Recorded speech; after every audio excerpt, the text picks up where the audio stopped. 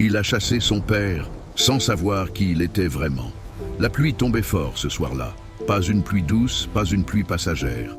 Non, c'était ce genre de pluie froide, lourde, presque cruelle, qui semblait vouloir effacer tout ce qu'elle touchait. Dans la cour de cette grande maison aux murs clairs, un vieil homme restait immobile, trempé jusqu'aux os, une petite valise à la main. Ses épaules étaient courbées par l'âge. Mais ce n'était pas la vieillesse qui le faisait plier à cet instant. C'était l'humiliation. Face à lui, sur le seuil de la porte, son propre fils le regardait avec un mélange d'impatience et de dureté. Il n'y avait ni tristesse ni hésitation dans ses yeux, seulement une froide détermination, comme si l'homme qui se tenait devant lui n'avait jamais compté, comme si ce père qu'il avait porté dans ses bras quand il était enfant n'était plus qu'un poids inutile dont il fallait se débarrasser. « Tu ne peux plus rester ici », dit-il d'une voix sèche. « Écoute-moi encore une minute », répondit le vieil homme presque suppliant. « Il n'y a plus rien à écouter. » Derrière le fils, une femme croisait les bras avec un air agacé, élégante, impeccable, les lèvres serrées. Elle observait la scène comme on observe un problème domestique qu'on veut régler rapidement. Elle ne disait rien, mais sa présence suffisait à rendre la situation encore plus humiliante. Le vieil homme baissa les yeux vers sa valise. Elle contenait à peine quelques vêtements, quelques papiers, un vieux carnet noir au coin usé, et une photographie pliée en deux. Toute une vie réduite à presque rien. « Je suis ton père », murmura-t-il. « Et moi, j'ai une famille à protéger », répondit le fils. « Je ne vais pas sacrifier ma vie pour quelqu'un qui n'a plus rien à apporter. » Ces mots frappèrent plus fort que la pluie. Quelqu'un qui n'a plus rien à apporter, comme si la valeur d'un père se mesurait à ce qu'il pouvait encore donner. Comme si l'amour, les sacrifices, les nuits sans sommeil, les années de travail, les renoncements, tout cela disparaissait quand les cheveux devenaient blancs et les mains tremblantes. Le vieil homme releva lentement la tête.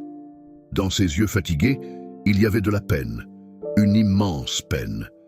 Mais il y avait aussi autre chose, quelque chose que ni son fils ni sa belle-fille ne remarquèrent. Une profondeur silencieuse, un secret, une histoire enterrée depuis trop longtemps. « Un jour, dit-il calmement, tu comprendras ce que tu viens de faire. » Le fils ricana, sans même essayer de cacher son mépris. « Non, ce que je comprends, c'est que j'aurais dû agir plus tôt. » Puis il attrapa la poignée de la porte et la referma, au visage de son père. Le claquement sec résonna dans la cour comme une sentence. Le vieil homme resta figé pendant quelques secondes. Sous la pluie, seul, sans toit, sans chaleur, sans dignité. À l'intérieur, derrière les fenêtres éclairées, on devinait une maison confortable, un dîner probablement encore chaud sur la table, une vie ordonnée qui continuait sans lui. Lui, en revanche, n'avait plus rien. Ou du moins, c'est ce que tout le monde croyait. Il serra la poignée de sa valise si fort que ses doigts blanchirent. Puis, lentement, il descendit les marches, franchit le portail et disparut dans la nuit. Aucun voisin ne sortit, personne n'ouvrit sa porte, personne ne demanda au vieil homme où il allait. Et pourtant, cette nuit-là, alors qu'il marchait sous l'orage comme un homme oublié par le monde, le destin venait déjà d'ouvrir un autre chemin. Un chemin que son fils n'aurait jamais pu imaginer. Parce que l'homme qu'il venait de chasser n'était pas seulement un père fatigué, dépendant, encombrant. Il était bien plus que cela. Mais pour comprendre comment un fils avait pu en arriver à jeter son propre père dehors comme un inconnu, il fallait remonter bien des années en arrière, bien avant la pluie, bien avant la trahison, bien avant l'humiliation, à une époque où cet homme n'avait pas le dos courbé, à une époque où il avait encore des rêves. Henri Valmont n'avait jamais été un homme riche. Il n'avait pas grandi dans l'abondance, ni hérité d'une maison, ni reçu l'aide de personne. Il était né dans un petit village discret, dans une famille simple où l'on apprenait très tôt que la vie ne donnait rien sans effort. Son père travaillait la terre. Sa mère cousait pour les voisines. L'hiver, le froid passait à travers les murs. L'été, on économisait même sur l'eau. Mais Henri avait quelque chose que beaucoup n'avaient pas, de la dignité. Et une façon étrange de regarder le monde. Il observait tout, les gestes des gens, le poids des silences, les regrets qu'on lisait sur les visages. Même jeune, il comprenait déjà que les plus grandes douleurs n'étaient pas toujours celles qu'on criait. C'était souvent celles qu'on avalait en souriant. À 20 ans, il était monté à la ville avec une petite valise, presque la même que celle qu'il tenait sous la pluie des années plus tard. Il n'avait ni diplôme prestigieux, ni relations, ni promesses. Il avait seulement ses mains, son courage et l'idée fixe qu'un jour il construirait quelque chose de solide. pas pour devenir important, pas pour impressionner les autres, mais pour que sa future famille n'ait jamais à vivre ce qu'il avait connu. Il enchaîna les petits boulots, manutentionnaire le matin, livreur l'après-midi, gardien de nuit parfois. Il dormait peu, mangeait peu, dépensait le strict minimum. Quand d'autres sortaient, lui comptait ses pièces. Quand d'autres abandonnaient, lui continuait. Puis un jour, il rencontra Claire. Elle était institutrice, douce, vive, avec ce regard clair qui semblait voir au-delà des apparences. Elle n'était pas séduite par l'argent, Henri n'en avait pas. Elle n'était pas attirée par les promesses faciles, il n'en faisait jamais. Elle aimait chez lui quelque chose de rare, sa constance. Henri n'était pas un homme de grands discours, mais quand il disait quelque chose, il le faisait. Ils tombèrent amoureux dans la simplicité. Des promenades courtes, des repas modestes, des rires sincères. Ils n'avaient presque rien, mais ils avaient cette impression précieuse d'être déjà en train de bâtir un monde. Quand ils se marièrent, Henri lui fit une promesse très simple. « Je ne te promets pas une vie facile, mais je te promets que tu ne seras jamais seul. » Et il tint parole. Pendant des années, ils se bâtirent ensemble. Ils louèrent un petit appartement, usé mais propre. Claire corrigeait ses cahiers tard le soir. Henri rentrait épuisé, les mains abîmées par le travail. Pourtant, ils trouvaient toujours un moyen de se sourire. Ils économisaient sou par sou. Ils rêvaient d'acheter un jour une maison, une vraie, avec un jardin, une chambre d'enfant, une table assez grande pour accueillir des repas de famille. Puis leur fils naquit, Julien. Quand Henri prit ce bébé dans ses bras pour la première fois, il pleura, pas bruyamment, pas comme dans les films, seulement avec ce silence profond des hommes qui comprennent que leur vie ne leur appartient plus entièrement. Il regarda ce petit visage rouge, fragile, fermé sur lui-même, et il sentit en lui une force nouvelle, plus dure, plus solide, plus radicale. À partir de ce jour-là, tout ce qu'il faisait avait un but. Julien, son avenir, son confort, ses chances, ses études, sa sécurité, son bonheur. Henri travaillait encore davantage. Il acceptait des heures supplémentaires. Il refusait de remplacer ses chaussures pourtant usées. Il renonçait à tout ce qui n'était pas nécessaire. Quand Claire lui déisait de penser un peu à lui, il répondait toujours la même chose. « J'aurai le temps plus tard ». Mais plus tard ne vint jamais, car à peine quelques années après la naissance de Julien, la vie les frappa en plein cœur. Claire tomba malade. Au début, ce n'était qu'une fatigue étrange, puis des douleurs, puis des examens, puis ce silence terrible du médecin qui évite les mots trop vite, comme s'il savait que certains diagnostics cassent une vie avant même d'être prononcés. Henri comprit avant même d'entendre la vérité. Il la vit dans le regard de Claire, cette peur calme, cette manière de sourire pour ne pas l'effondrer. Les mois qui suivirent furent les plus durs de sa vie. Il travaillait, s'occupait de Julien, accompagnait sa femme, préparait les repas, faisait semblant de tenir debout alors qu'il se sentait tomber à l'intérieur. Il dormait sur une chaise à l'hôpital, puis repartait le matin comme si tout était normal. Claire s'éteignit un matin de novembre. Julien n'avait que 8 ans. Henri, lui, enterra ce jour-là bien plus qu'une épouse. Il enterra la seule personne devant qui il pouvait être faible. Après l'enterrement, les gens vinrent, parlèrent doucement, promirent de passer, assurèrent qu'ils n'étaient pas seuls. Puis, la vie reprit pour eux, comme toujours. Et Henri se retrouva face à la sienne, immense, vide, brutale. Beaucoup pensaient qu'il n'y arriverait pas. Un homme seul, un enfant à élever, peu d'argent, aucun soutien réel. Mais il ne connaissait pas Henri. Il transforma son deuil en discipline, sa douleur en moteur, son épuisement en devoir. Chaque matin, il préparait le petit déjeuner de Julien. Chaque soir, il vérifiait ses devoirs. Il apprit à faire des choses qu'il n'avait jamais faites. Recoudre un bouton, lisser un col, calmer une fièvre, raconter une histoire avant de dormir, alors que sa propre voix tremblait encore du manque de Claire. Julien grandissait, et Henri faisait tout pour qu'il ne sente pas le poids du manque. Il ne voulait pas que son fils porte l'absence comme un fardeau. Il voulait qu'il avance plus haut, plus loin, plus fort que lui. Quand l'école organisa une sortie trop chère, Henri prit un travail de week-end. Quand Julien voulut des cours particuliers, Henri vendit sa montre. Quand il fallut choisir entre réparer le chauffage ou payer une activité scolaire importante, Henri mit un pull de plus et laissa le chauffage attendre. Jamais il ne se plaignit devant son fils, jamais. Au contraire, il répétait souvent « Toi, tu feras des études, toi, tu choisiras ta vie ». Julien regardait son père avec admiration. Du moins au début, car les enfants aiment souvent ceux qui les sauvent, jusqu'au jour où le monde leur apprend à admirer autre chose. À l'adolescence, Julien changea. Pas soudainement, pas brutalement. Comme beaucoup de fractures profondes, cela arriva en silence. D'abord par de petites gênes, puis par des regards, puis par des phrases qu'il n'aurait jamais osé prononcer plus tôt. Henri était un père aimant, mais il n'était pas raffiné. Il parlait simplement, s'habillait sobrement, travaillait beaucoup. Ses mains portaient encore les traces d'années de labeur. Devant certains camarades plus aisés, Julien commença à avoir honte de cette simplicité. Un jour, au lycée, Henri vint le chercher plus tôt après un malaise. Julien monta dans la vieille voiture de son père sans un mot. 2 camarades le regardaient depuis le portail avec un sourire moqueur. Le soir, pendant le dîner, il lança brusquement « Tu ne pouvais pas venir autrement ?» Henri leva les yeux. « Autrement comment ?»« Je ne sais pas. En tout cas pas comme ça. »« Comme ça ? Avec cette voiture, cette veste, cette façon de parler, tu ne comprends pas que ça me met mal à l'aise ?» Le silence tomba lourdement dans la cuisine. Henri posa lentement sa fourchette. Ce n'était qu'une phrase, en apparence. Une phrase d'adolescent. Mais dans le cœur d'un père qui avait tout sacrifié, certains mots n'ont jamais la taille qu'ils semblent avoir. Il observa son fils quelques secondes, puis il répondit doucement. « Ce qui devrait te mettre mal à l'aise, ce n'est pas d'où tu viens, c'est d'oublier ce que quelqu'un a traversé pour t'y amener. » Julien ne répondit pas. Mais ce soir-là, quelque chose s'était déplacé entre eux. Un fil invisible venait de se tendre, et il ne cesserait plus de tirer. Les années passèrent, malgré tout. Julien fit des études de commerce. Comme son père l'avait voulu, il eut des opportunités qu'Henri n'avait jamais eues. Il entra dans un monde plus élégant, plus rapide, plus ambitieux.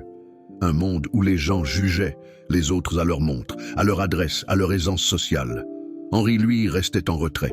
Il était fier de son fils, tellement fier qu'il n'osait parfois même pas parler de lui sans baisser les yeux, comme si cette réussite appartenait à quelque chose de plus beau que sa propre vie.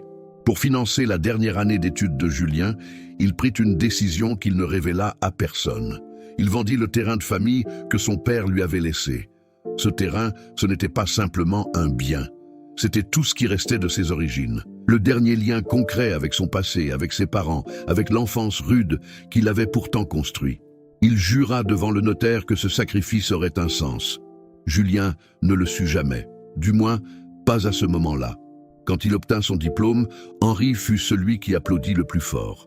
Dans la salle, parmi les costumes bien coupés et les parents élégants, il était un peu à part. Mais son visage rayonnait d'une fierté sincère, presque pure. Il n'avait pas dormi la veille.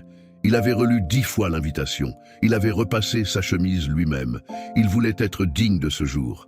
Julien, sur scène, reçut son diplôme. Et pendant une seconde, il chercha son père du regard. Henri leva la main, sourit. Julien sourit aussi. Mais ce sourire n'avait déjà plus la même innocence qu'autrefois. Parce qu'entre-temps, une autre influence était entrée dans sa vie, et cette influence allait tout changer. Son nom était Camille. Belle, brillante, toujours parfaitement présentée, Camille savait parler aux gens comme on ouvre une serrure. Elle trouvait immédiatement la faille, l'envie, l'orgueil, le manque. Elle venait d'un milieu plus aisé, plus calculateur aussi. Elle ne méprisait pas ouvertement les gens modestes. Non, elle faisait pire. Elle les évaluait. La première fois qu'Henri la rencontra, elle lui serra la main avec un sourire irréprochable. Mais dans ses yeux, il lut quelque chose qui le troubla.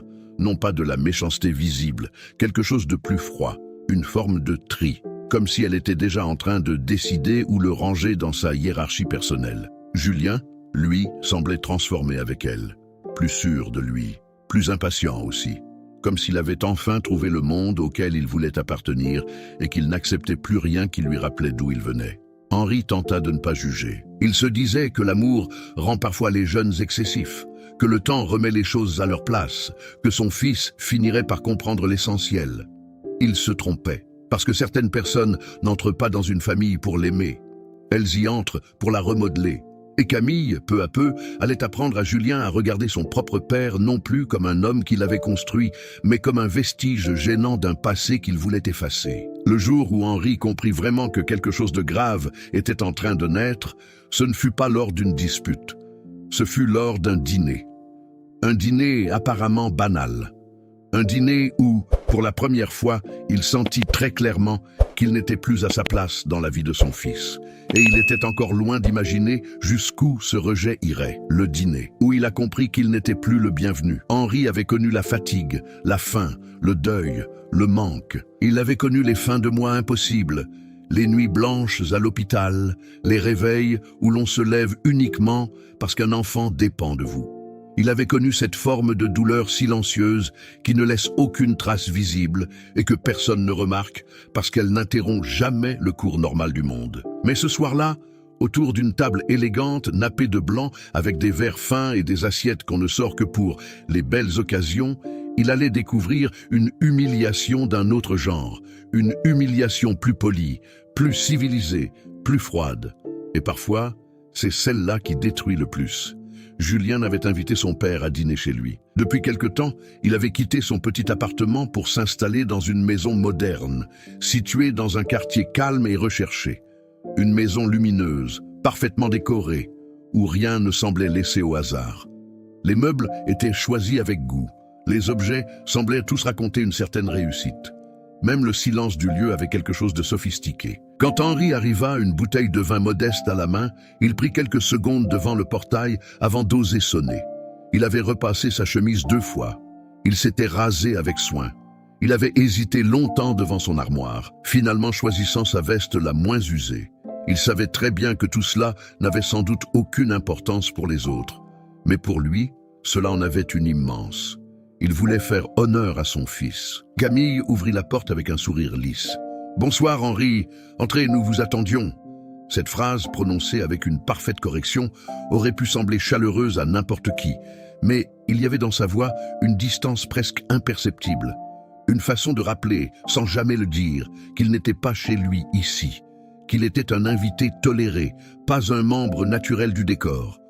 Julien arriva quelques secondes plus tard. « Papa, tu as trouvé facilement ?» Henri sourit. « Oui, c'est très beau ici. » Et il le pensait vraiment.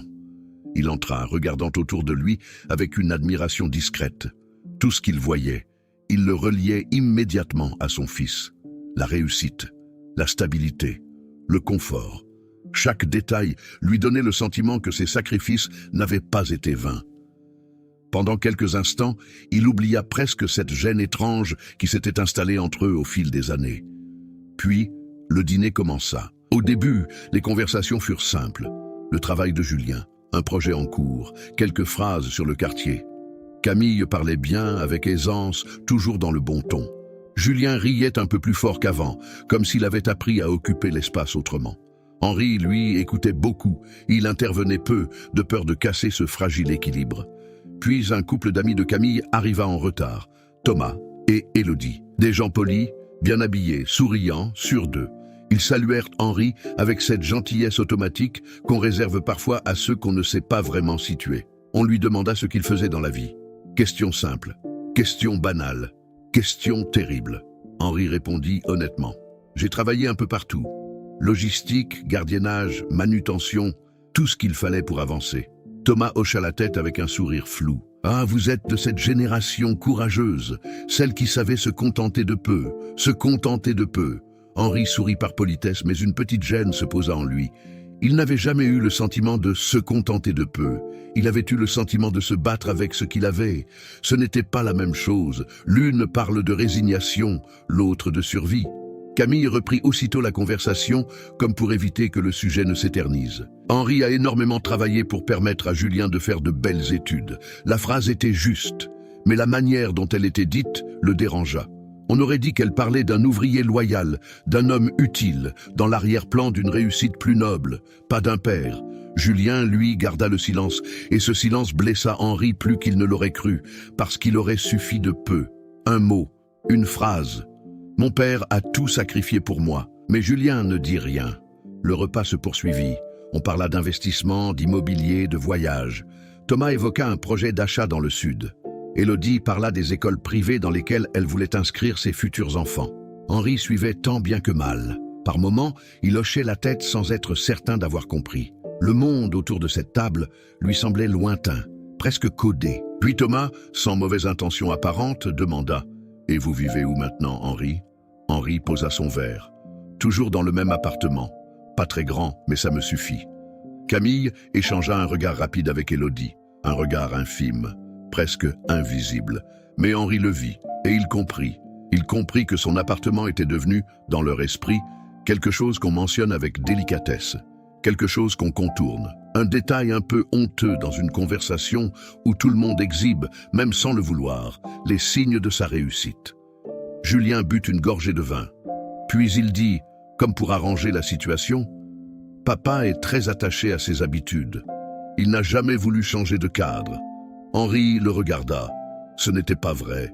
Il avait voulu déménager des dizaines de fois, mais il n'en avait jamais eu les moyens. Chaque économie était passée dans les études de Julien, dans sa stabilité, dans son futur. Et voilà qu'aujourd'hui, son manque devenait un choix, un simple choix, comme si la pauvreté était une préférence de caractère. Henri sentit quelque chose se resserrer dans sa poitrine. Toujours ce même mécanisme, le réel réécrit pour être plus présentable. Les sacrifices transformés en habitude. La douleur transformée en anecdote.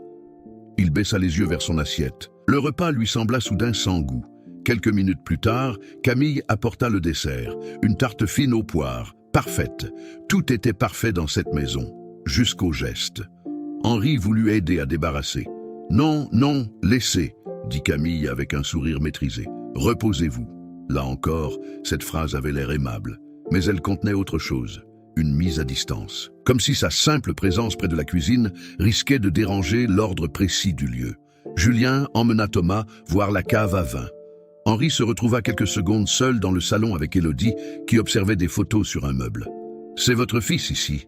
demanda-t-elle en montrant un cliché de Julien en costume lors d'une cérémonie. « Oui », répondit Henri avec un vrai sourire cette fois. « Il a très bien réussi. Vous devez être fier. Je le suis. » Elle hésita, puis ajouta avec une sincérité un peu maladroite, « On ne dirait pas qu'il vient d'un milieu aussi simple. » La phrase tomba doucement, sans violence, sans méchanceté, mais elle tomba quand même. Henri sentit son visage se figer une seconde. Élodie comprit trop tard ce qu'elle venait de dire. Elle rougit légèrement. « Pardon, ce n'est pas ce que je voulais. »« Si, » répondit Henri avec calme, « c'est exactement ce que vous vouliez dire. » Il n'y avait ni agressivité, ni ironie dans sa voix, juste une lucidité fatiguée. Quand Julien et Thomas revinrent, Henri avait déjà remis son masque de courtoisie. Le dîner s'acheva sans incident apparent. On échangea des banalités, des sourires, des à refaire, des politesses. Mais au moment de repartir, alors que Julien l'accompagnait jusqu'à la porte, Henri posa doucement la main sur son bras. « Tu peux marcher un peu avec moi ?» demanda-t-il. Julien regarda sa montre. « Maintenant ?» « Oui, juste 5 minutes. » Ils sortirent dans l'air frais du soir. La rue était calme, presque vide. Les lumières de la maison derrière eux semblaient dessiner une frontière claire entre deux mondes. Henri marcha en silence quelques mètres, puis il dit « Ton monde a changé, je le vois. » Julien soupira légèrement. « Papa, si c'est encore pour parler de Camille ?»« Non, c'est pour parler de toi. » Julien garda le silence. Henri continua. « Je n'ai pas besoin que tu m'expliques ta réussite. J'en suis fier. Je n'ai pas besoin non plus d'être au centre de ta vie. Tu as le droit de construire la tienne. Mais ce soir, à cette table, j'ai eu l'impression que ma place n'existait plus. » Julien eut un petit rire nerveux. « Tu exagères. Personne ne t'a manqué de respect. » Henri tourna la tête vers lui. « Le manque de respect ne crie pas toujours. Parfois, il sourit très bien. » Julien se raidit. « Franchement, papa, tu prends tout trop à cœur. Les gens ne parlent pas comme toi. Ils ne vivent pas comme toi. C'est tout. Il faut arrêter de voir du mépris partout. » Ces mots blessèrent Henri plus qu'il ne le montra, parce qu'au fond, ce n'était pas la phrase elle-même qui faisait mal. C'était ce qu'elle révélait. Julien ne voyait plus, ou peut-être pire, il voyait, mais il avait déjà décidé que ce n'était pas grave. Henri hocha lentement la tête. Peut-être. Il aurait pu argumenter, rappeler les regards, les silences, les sous-entendus. Il aurait pu raconter tout ce qu'un père perçoit sans jamais avoir besoin qu'on le lui explique. Mais à quoi bon? Quand un fils commence à protéger le monde qui le valorise contre celui qui l'a construit, les mots servent rarement à quelque chose. Ils restèrent encore quelques secondes dans la rue. Puis Julien dit, avec une lassitude mal contenue, « Tu sais, papa, tout le monde fait des efforts pour avancer. Toi aussi, tu pourrais essayer de t'adapter un peu. » M'adapter à quoi? À certaines façons d'être, à certains codes, À certaines limites, Henri fronça légèrement les sourcils. Quelle limite? Julien hésita, puis lâcha. Ne pas parler de certaines choses devant certaines personnes. Éviter de raconter certains détails. Faire attention. Henri le regarda fixement. Tu as honte de moi? Julien détourna les yeux. Ce geste fut une réponse plus claire que n'importe quelle phrase. Henri sentit un vide immense se creuser en lui. Pas de colère, pas encore. Seulement cette sensation terrible qu'une porte venait de se fermer quelque part, très profondément. D'accord, dit-il enfin. Il n'ajouta rien.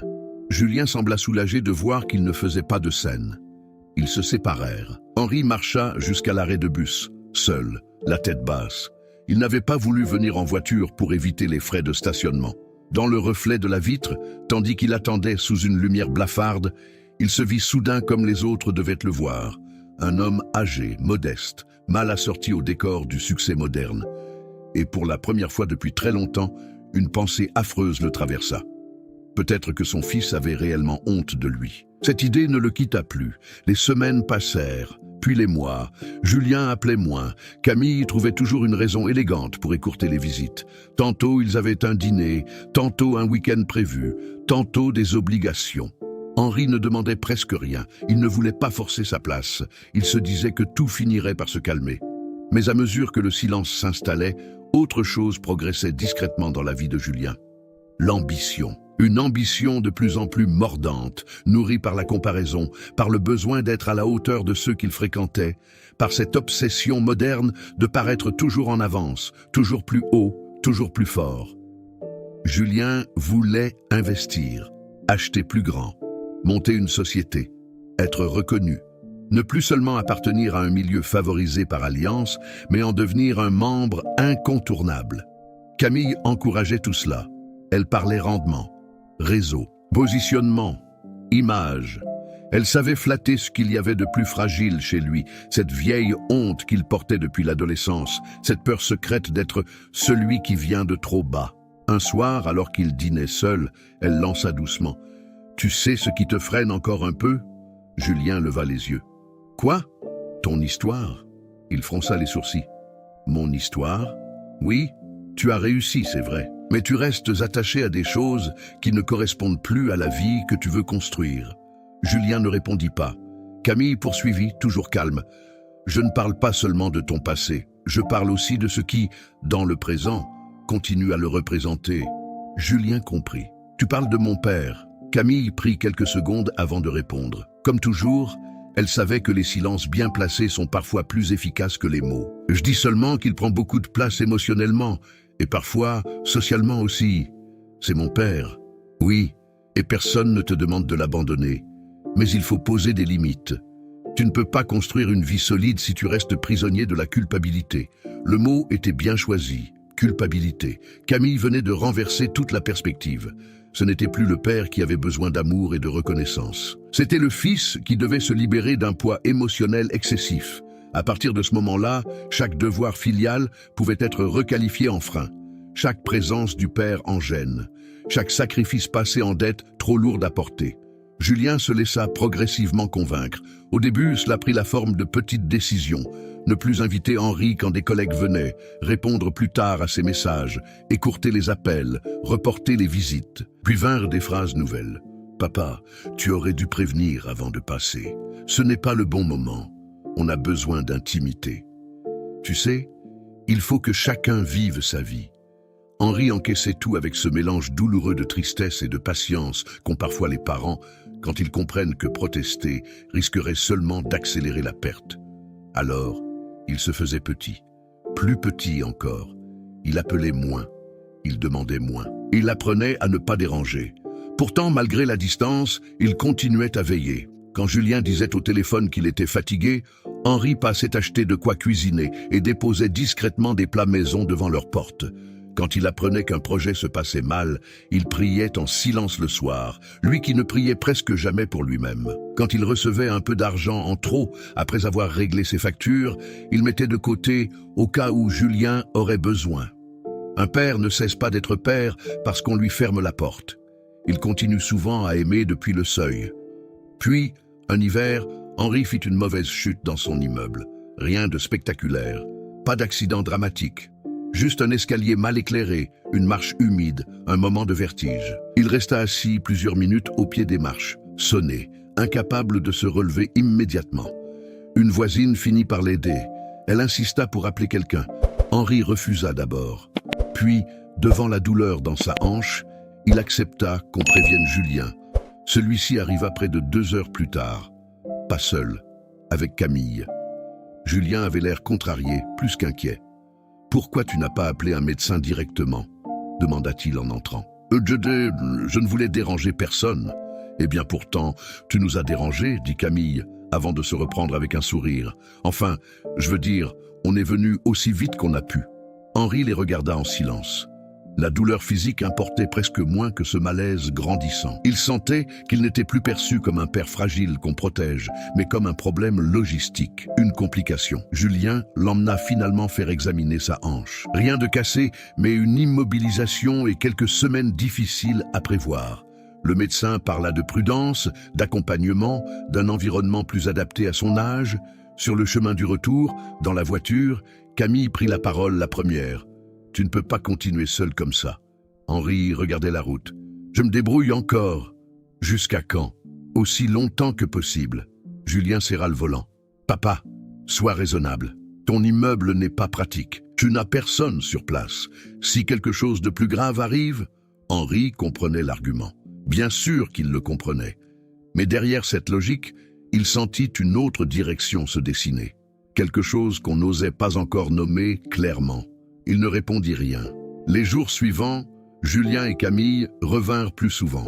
Trop souvent, presque. Ils observèrent l'appartement, l'état des meubles, les médicaments sur la table, le manque d'ascenseur, la salle de bain étroite, le réfrigérateur à moitié vide, le vieux fauteuil usé près de la fenêtre. Henri n'aimait pas leur manière de regarder. Ce n'était pas un regard de tendresse. C'était un regard d'évaluation. Comme si sa vie entière était devenue un dossier à traiter. Puis un soir, Camille posa la question frontalement. « Avez-vous envisagé une résidence adaptée ?» Henri releva lentement la tête. Le mot venait d'être prononcé. Pas « maison de retraite ». Pas encore. Non, résidence adaptée. Toujours cette élégance du langage pour faire passer les violences avec douceur. « Non, répondit-il.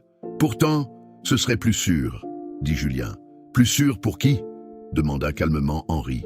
Julien resta un instant sans voix. Et pour la première fois depuis longtemps, Camille elle-même ne trouva pas immédiatement la bonne formule, parce qu'au fond, la vraie réponse était inavouable. Ce serait plus confortable pour eux, plus simple, plus propre, plus conforme à la vie qu'ils voulaient mener sans ce rappel vivant de tout ce que Julien cherchait à oublier. Henri comprit ce soir-là que le danger n'était plus abstrait.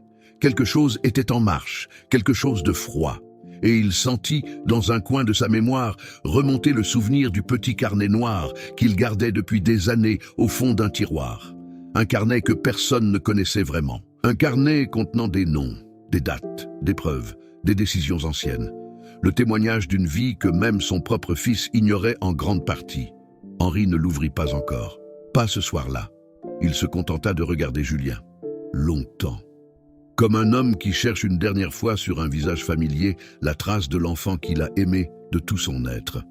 Mais cet enfant semblait de plus en plus loin. Et bientôt, ce ne serait plus seulement une conversation gênante autour d'un repas, ce serait une décision si brutale qu'elle allait briser ce qu'il restait entre eux, une décision que Julien prendrait en croyant gagner de la paix, sans savoir qu'il venait en réalité de signer le début de sa propre chute, le jour où ils ont décidé de l'effacer.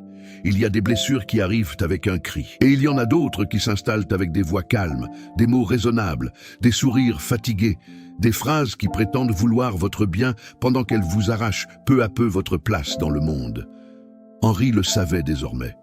Le danger ne viendrait pas d'une dispute violente, il viendrait d'une décision présentée comme logique, presque bienveillante, presque nécessaire. Après sa chute dans l'escalier, tout changea imperceptiblement autour de lui. Julien appelait plus souvent, mais sa voix n'était plus celle d'un fils inquiet.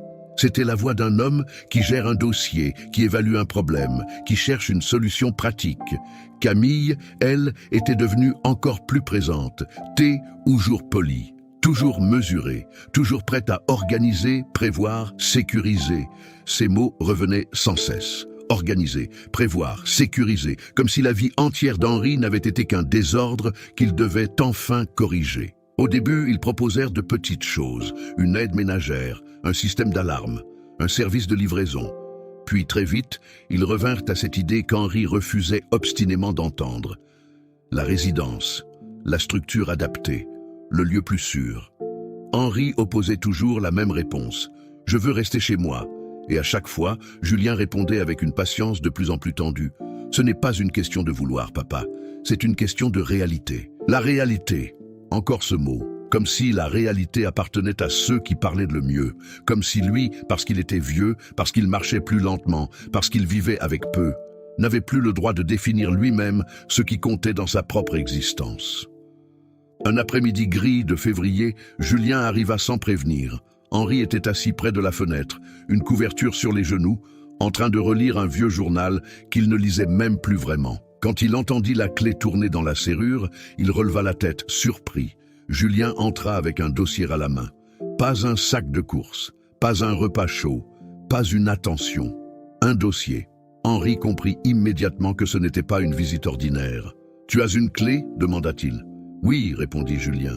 Tu me l'avais donnée il y a longtemps, au cas où. Je vois. » Julien ne s'assit pas tout de suite. Il resta debout, comme les gens qui viennent annoncer quelque chose de désagréable, mais qui se sont déjà convaincus que c'est pour le bien de tout le monde. Il faut qu'on parle sérieusement. Henri posa lentement son journal. Alors parle. Julien prit une inspiration, puis ouvrit le dossier. Il en sortit quelques brochures impeccables, glacées, lumineuses, montrant des couloirs propres, des jardins tranquilles, des personnes âgées souriantes, dans des fauteuils confortables. Henri regarda les images quelques secondes, puis il détourna les yeux. « Non !» Julien cligna des paupières. « Tu n'as même pas regardé. Je n'ai pas besoin de regarder. Papa, arrête. On ne peut pas continuer comme ça. » Henri sentit une fatigue immense envahir tout son corps. « Comme ça, » répéta-t-il doucement. « Tu veux dire chez moi ? Dans le seul endroit où il me reste encore mes souvenirs ? Je veux dire seul, fragile, dans un appartement qui n'est plus adapté à ton état. » « Mon état ? Ne joue pas sur les mots. » Henri releva lentement la tête. « Ce ne sont pas les mots que je regarde, Julien. C'est ce qu'ils cachent. » Julien serra les mâchoires. Il n'aimait pas quand son père parlait ainsi. Avec ce calme lucide qui obligeait à voir ce qu'on voulait justement masquer. « Très bien, » dit-il plus sèchement. « Alors je vais être clair. Tu ne peux plus rester ici. » Le silence qui suivit fut terrible. Pas seulement à cause de la phrase, à cause de la facilité avec laquelle elle venait d'être prononcée. Henri resta immobile, comme si, pendant une seconde, son corps refusait d'enregistrer ce qu'il venait d'entendre. « Répète, » dit-il. Julien passa une main sur son front, agacé. « Tu m'as très bien entendu. Non, répète-le, lentement. Comme ça toi aussi tu l'entendras. » Le regard de Julien se durcit. « Tu ne peux plus rester ici. » Henri ferma les yeux. Il aurait pu crier, il aurait pu rappeler à son fils chaque sacrifice, chaque fin silencieuse, chaque renoncement, chaque nuit debout, chaque jour de travail usant, où il avait choisi de ne pas penser à lui-même pour que Julien puisse monter plus haut. Mais parfois, quand la trahison vient de trop près, la douleur est si profonde qu'elle retire même la force de se défendre. « Et qui a décidé cela ?» demanda-t-il finalement. « Moi. »« Vraiment ? » ?»« Oui. » Henri soutint son regard. Longtemps, puis il dit d'une voix basse. « Non, pas toi seul. » Julien détourna les yeux une fraction de seconde. Cela suffit. Henri n'avait pas besoin d'en entendre davantage. Camille était là, même absente, dans les mots choisis, dans l'impatience, dans cette manière de parler de sécurité quand il s'agissait surtout d'écarter une présence devenue gênante. « Je ne partirai pas, » dit Henri. Julien le regarda comme on regarde un obstacle administratif. « Ne rends pas ça plus compliqué. Plus compliqué pour qui ? Pour tout le monde. » Henri eut un léger rire sans joie. « Tout le monde, comme c'est pratique. On dit « tout le monde » quand on veut éviter de dire « moi ». Julien claqua le dossier sur la table basse. « Très bien. Oui, pour moi aussi. Pour nous. Tu crois que c'est simple ? Tu crois que j'ai le temps de courir ici chaque semaine, de gérer tes chutes, tes problèmes, tes papiers, ton isolement ? J'ai une vie, papa. Henri encaissa les mots sans bouger. « J'ai une vie », comme si lui n'en avait plus, comme si la sienne n'était déjà qu'un reste encombrant placé en travers de celle des autres. « Ta vie », murmura Henri, « tu l'as construite avec la mienne. » Julien haussa les épaules avec un agacement qu'il ne chercha même plus à dissimuler. « Et alors, tu veux me faire payer ça jusqu'à la fin ?» Cette phrase, à elle seule, aurait suffi à briser un homme. Henri sentit quelque chose céder profondément en lui. Non pas son amour. L'amour d'un père résiste parfois à l'indéfendable. Mais l'illusion que son fils finirait toujours par revenir à l'essentiel. L'illusion qu'au fond de lui, derrière l'ambition, la honte sociale, l'influence de Camille, il restait ce petit garçon qui s'endormait contre son épaule. Cette illusion venait de mourir. Henri se leva lentement de son fauteuil. Il tremblait légèrement, mais pas à cause de la faiblesse, à cause de la violence qu'il devait contenir pour ne pas s'effondrer. « Sors », dit-il calmement. Julien cligna des yeux, surpris. « Quoi ? Sors de chez moi. »« Papa, sors. » Le ton n'était pas fort, mais il avait retrouvé quelque chose de solide, une autorité ancienne, une dernière frontière. Julien ramassa brusquement le dossier. « Très bien, mais ne viens pas te plaindre quand il sera trop tard. » Puis il sortit en refermant la porte plus fort que nécessaire. Henri resta debout au milieu du salon. Le silence retomba. Un silence lourd, plein de choses invisibles. Les années, les souvenirs, les sacrifices, les humiliations, les absents. Sur le mur, une vieille photo de Claire semblait le regarder. Henri s'assit de nouveau. Puis il baissa la tête dans ses mains. Et pour la première fois depuis la mort de sa femme, il se sentit réellement seul. Les jours suivants furent pires que la dispute elle-même, parce qu'après certains chocs, ce n'est pas la violence immédiate qui détruit le plus, c'est ce qui vient après. Le vide, le téléphone qui ne sonne pas, l'absence totale de gestes réparateurs. Henri s'attendait peut-être, au fond, à ce que Julien rappelle, à ce qu'il dise qu'il avait dépassé les limites, à ce qu'il revienne avec un peu de honte, un peu d'humanité, un peu de mémoire. Mais rien ne vint, pas un appel, pas un message, pas même cette phrase minimale que tant de gens utilisent pour réparer sans vraiment réparer. On s'est mal compris. Rien, seulement le silence, un silence organisé. Henri continua sa vie comme il pouvait. Il faisait ses courses lentement. Il montait les escaliers avec prudence. Il réchauffait des repas simples. Il passait de longues heures près de la fenêtre, non pas à attendre quelqu'un, il refusait de se l'avouer, mais à écouter le temps passer. La voisine du troisième, Madame Leclerc, frappa parfois à sa porte pour prendre de ses nouvelles. Elle apportait un peu de soupe, un pain frais, quelques phrases simples mais sincères. « Vous devriez appeler votre fils plus souvent », disait-elle. « Il est occupé », répondait Henri. Toujours cette loyauté étrange des parents blessés. Ils trouvent encore des excuses à ceux qui les oublient. Un soir pourtant, alors qu'il peinait à refermer une boîte de médicaments avec ses doigts engourdis, Henri comprit quelque chose d'essentiel. Le danger n'était pas seulement affectif, il devenait matériel. Julien n'était plus seulement distant, il était en train de préparer quelque chose. Cette certitude lui vint comme un froid dans le dos, non pas parce qu'il avait une preuve immédiate, mais parce qu'il connaissait les mécanismes humains, il les avait observés toute sa vie. Avant les grands gestes d'élimination, il y a souvent une phase de déshumanisation douce. On commence par parler de charges, de sécurité, de contraintes, de fatigue, de dossiers, de solutions. Puis un jour, l'être humain en face n'est plus un père, plus une mère, plus une histoire, juste un problème à déplacer. Henri se leva avec peine, alla jusqu'à la vieille commode du couloir et ouvrit le dernier tiroir. Tout au fond, sous des papiers anciens, des reçus, une boîte en métal et un foulard appartenant autrefois à Claire, se trouvait le petit carnet noir. Le même carnet qu'il avait emporté dans sa valise le soir de la pluie. Il le prit dans ses mains. Le cuir était usé, les coins abîmés, les pages épaisses, légèrement jaunies. Ce carnet contenait une partie de sa vie que Julien ne connaissait pas. Pas parce qu'Henri voulait mentir, mais parce qu'il avait toujours pensé qu'un père n'a pas besoin d'exhiber tout ce qu'il porte pour aimer correctement son enfant. Il l'ouvrit lentement.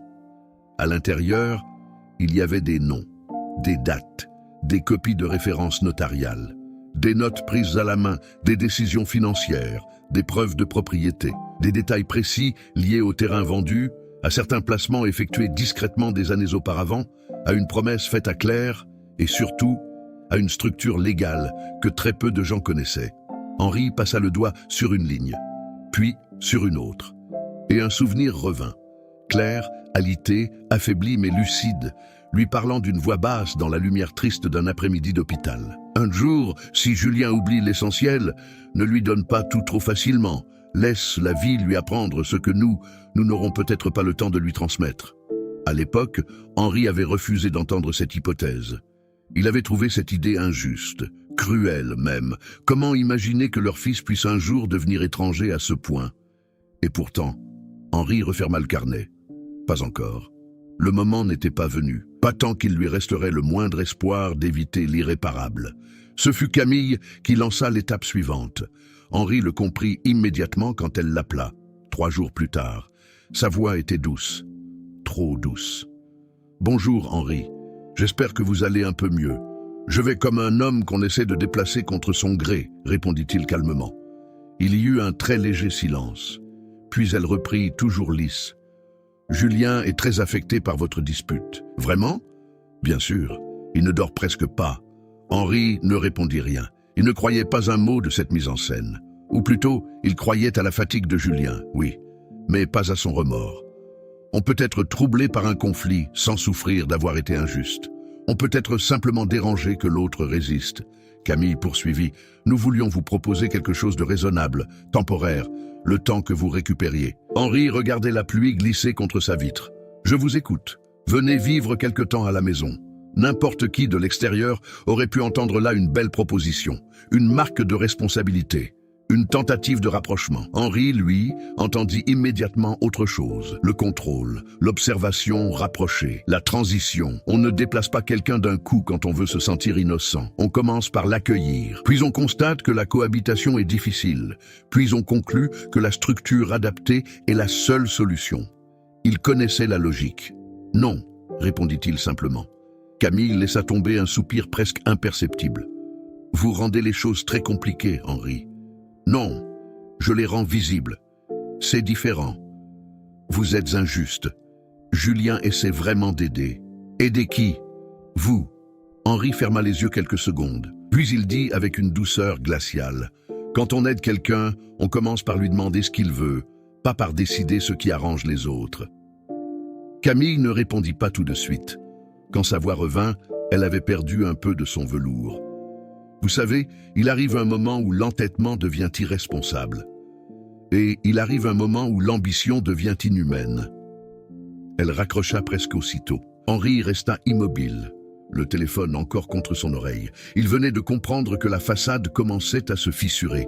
Camille n'était plus seulement dans l'influence, elle passait à l'action. Le week-end suivant, tout bascula. Julien arriva en fin de matinée, pas seul. Avec un homme en costume sombre et une femme d'une 50aine d'années à l'air professionnel, tenant une chemise cartonnée. Henri ouvrit la porte et les regarda un instant, sans comprendre tout de suite. Puis son regard s'arrêta sur les papiers, et il comprit. « Qu'est-ce que c'est que ça ?» demanda-t-il.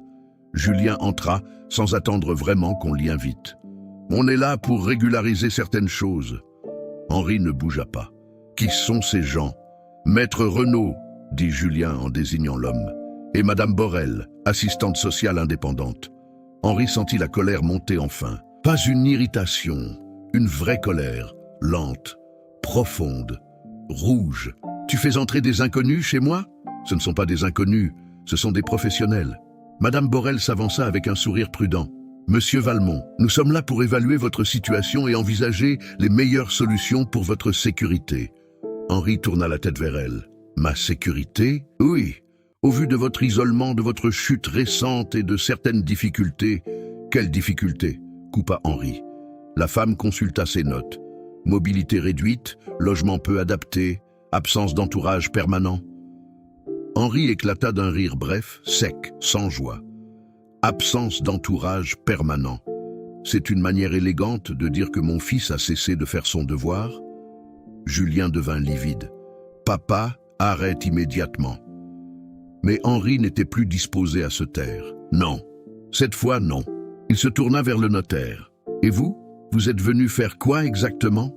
Préparer mon effacement avec des tampons et des signatures? L'homme prit une voix posée, presque administrative. Monsieur, Personne n'est là contre vous.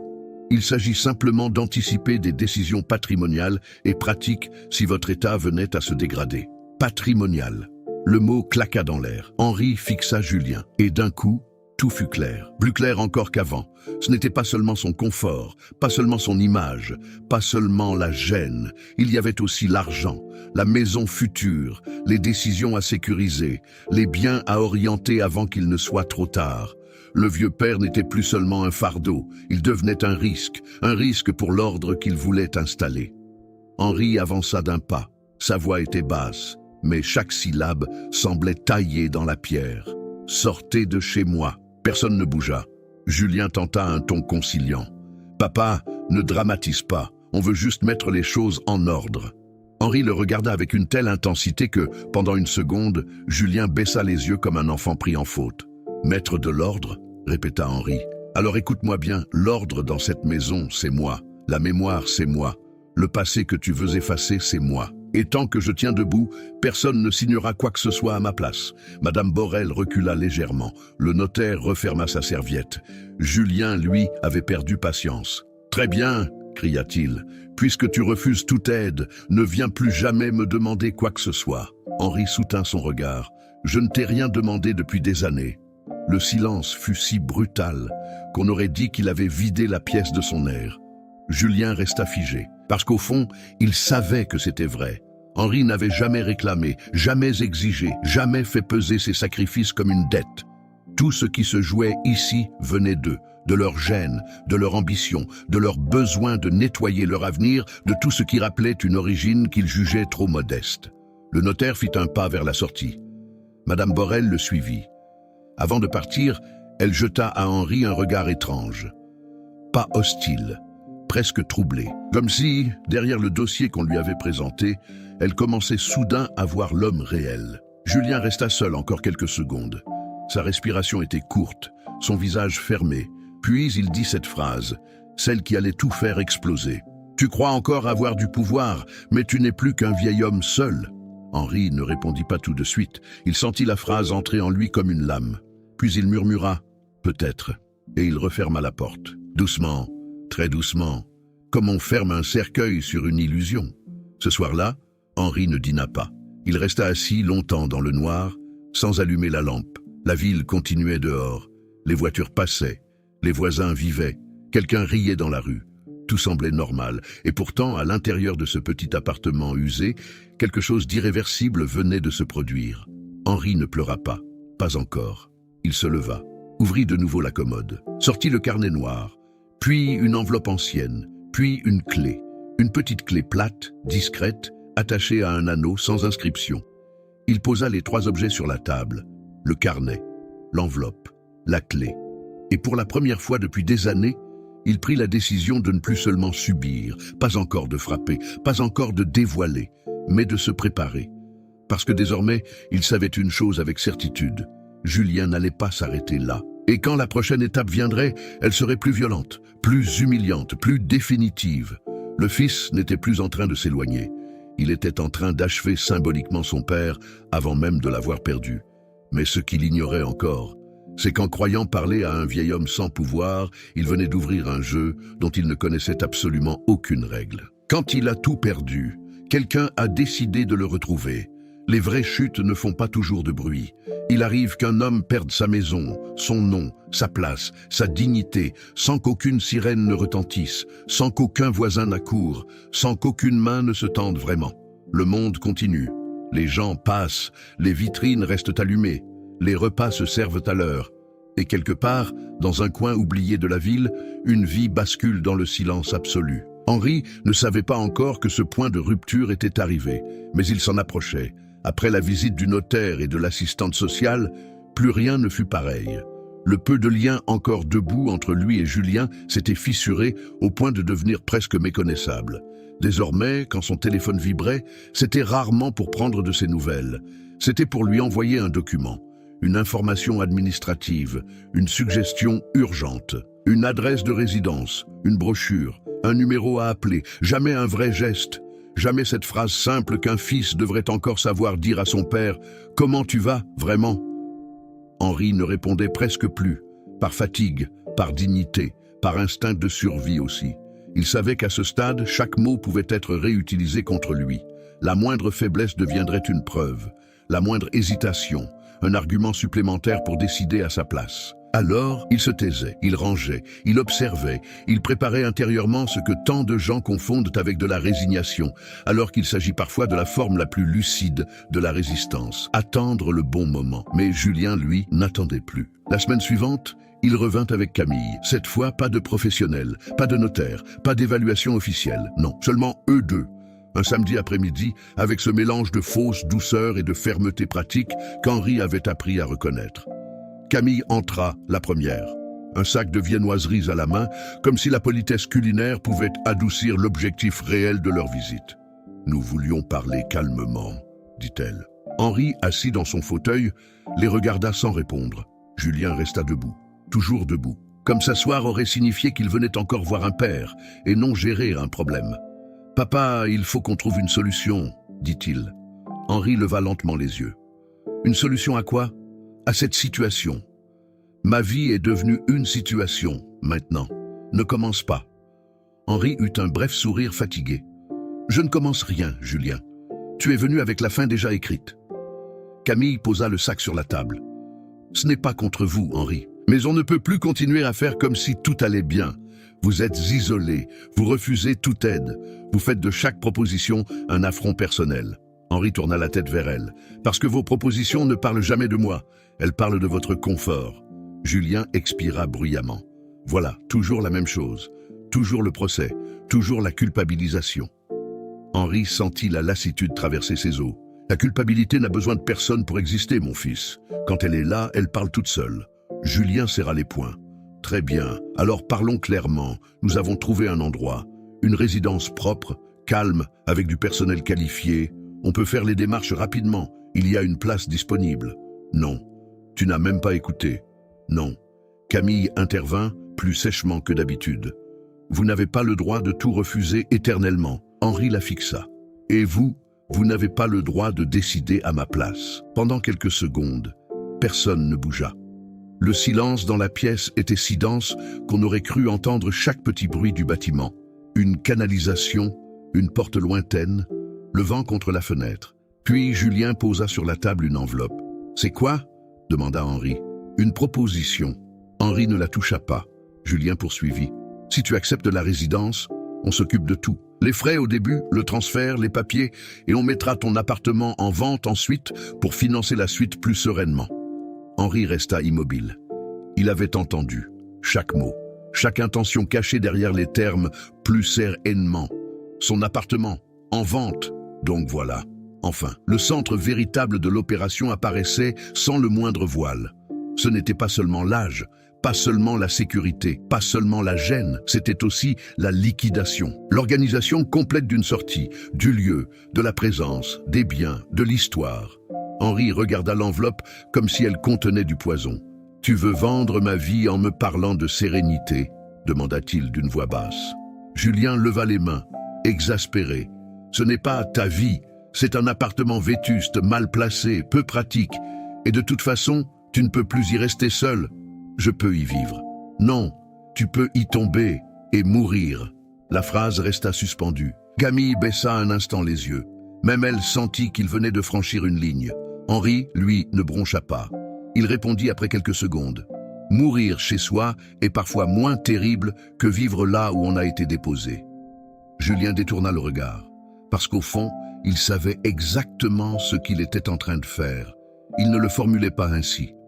Bien sûr que non. Les gens comme lui ne se disent pas « je vais me débarrasser de mon père ». Ils se disent « je prends une décision rationnelle, je protège tout le monde, je gère une situation ». Ils recouvrent la brutalité de mots propres jusqu'à ne plus sentir l'odeur morale de ce qu'ils accomplissent. Camille reprit la parole avec une patience froide. « Vous êtes injuste avec nous. Nous faisons ce que beaucoup ne feraient même pas. »« Ah oui ?»